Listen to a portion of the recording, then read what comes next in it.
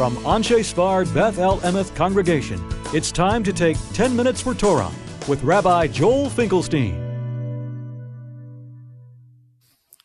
Welcome to our discussion of Gaal Yisrael, the blessing that fades away.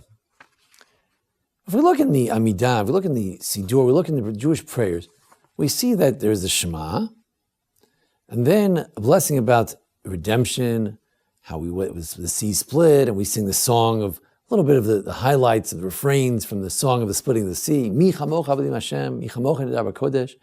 We say Hashem yimloch le'olam va'ed, and then we bless God, Baruch Hashem, Gaal Yisrael. We bless God who redeemed Israel in the days of Exodus. The rabbis insist, the Gemara in Brachos 4b, that we place one blessing next to the other. That as soon as we mention Gaal Yisrael, especially in the morning, we go right into the Amidah. The question is, how far do we take that? Do we say that you actually shouldn't even answer Amen? If you heard Chazan say Gaal Yisrael, so don't say Amen, you have to go right into the Amidah. No interruption allowed. Or do you say, well, look, no interruption, extraneous interruption, but to say Amen to this very blessing, why not? So in fact, there's a debate about it. Maybe familiar with the idea that some Chazanim, in an effort to make sure that no one is in this quandary to have to say Amen, they say, Baruch Hashem, Gaal Yisrael. They just fade off so that nobody can hear the blessing. If you can't hear it, you can't answer Amen, then you have no quandary. But on the other hand, maybe you should say the blessing. Why? Well, it's not fair. You're making a blessing. Why not let other people say Amen? Maybe there are other people who are not found in that part of the davening. They just walked into shul. Maybe they like to say Amen. Or maybe there are some who can't follow the service. They don't know what's going on. And if they could say Amen, it would be as if they said it. That would be their blessing. So maybe you need to say it for them. So there's a reason not to fade off. What's the rule? So as a Shulchan Aruch, the Code of Jewish Law, has a debate. Rabbi Yosef Karo, the author of the Code of Jewish Law, he says, Einu omer Amen, don't say Amen. After the Chazan, if he says Gaal Yisrael, don't say Amen. The Ramah says, no. Some people say we do, and that's what we do. We do say Amen. But even though the Ramah, the Rav Moshe Isserles, the Ashkenazic authority on the Code of Jewish Law says you could say Amen, but the Magen Avraham commentary on the Code of Jewish Law says, the Mishnah Berurah affirms it. You know what? It's a better idea. Why don't you finish the bracha at the same time he does? And if you and the Chazan finish the bracha at the same time, since it's not customary to say Amen after your own blessing, right? When we say a bracha, we don't say Amen to our own blessing, we say it to others. And since you happen to finish at the same time he did, so you don't need to say any blessing, and that's what most people do. Now, the Shulchan Aruch does mention in 111, Kuf Yud Aleph, he does mention that on Shabbos, not in Yom Tov, but on Shabbos, you don't have to put Geula next to Tefillah. Why not? You don't have to put these two prayers together because one of the reasons that we put the prayers together is because it says in the Psalms, Psalm 20 around there, that Yan Hashem Yom Tzara, God should answer you on a day of sorrow, and then it says Hashem Tzuriva Go Ali. Those two verses are near each other, implying that the redemption should be near the calling out and prayer and the day of sorrow. Shabbos is not a time of sorrow, and therefore this concept is not necessary on Shabbos. According to that, if you walked in late on Shabbos, you could just say the Shemona Esrei, you'll say the Shema and the redemption blessing later. We, however, based on the Shagas Aryeh, we don't hold that way. We say you do have to put the two blessings together, but Mishnah Berurah says that if you heard the Kedusha or the Kaddish after Gaal Yisrael on a Shabbos morning, you could respond with the Kedusha, Kadosh, Kadosh. You could say, you could answer Yehesh Mirabah to the Kaddish, because on Shabbos, putting these two prayers together is less significant. Now,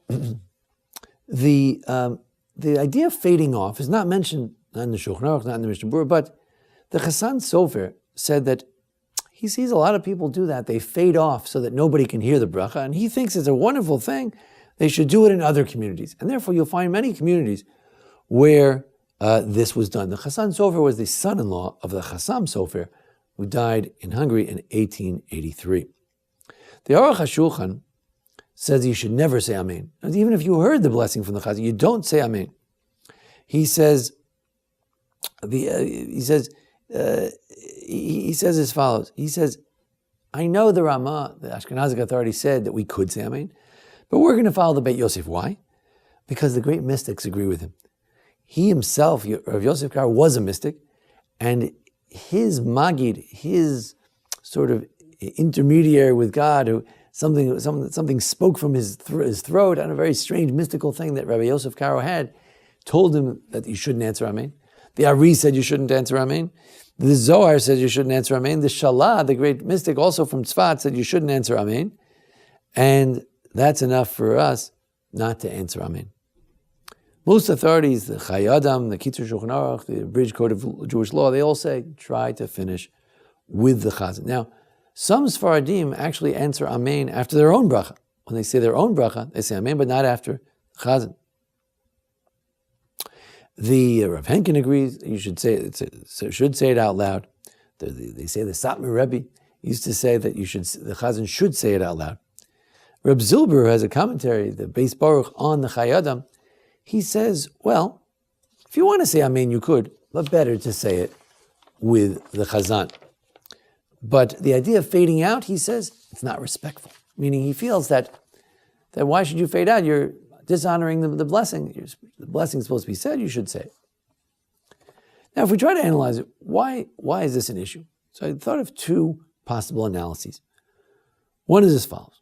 One of these blessings, blessing of around the Shema, the blessing of creation, light, the blessing of God's love, Mount Sinai, giving the Torah, and the blessing of redemption, reward and punishment. These three concepts are actually the three essential beliefs that lie behind the 13 principles of faith. As Rabbi Yosef Albo pointed out in the Sefer Ikarim, in the book of Principles of Faith, that indeed these are the three principles of faith. Therefore, we understand the Rambam when he said that everyone should answer Amen to these blessings, including this one. Why? Because these are important affirmations that must be made. So if it's an important affirmation that must be made, and we understand why you should answer Amen, because it's not just some Amen. You see, if I was in between the prayer of redemption and the Amidah, and someone said, Hamotzi lechem min haaretz, I would not answer Amen, because it's not relevant to this prayer. I need to focus and get going from the redemption to the prayers. We talked about redemption of the past. I want to be redeemed in the future. We got to get right to it. But if I have an important affirmation to make, then I'll make it. But other people say there's nothing important about it. It's just an Amen.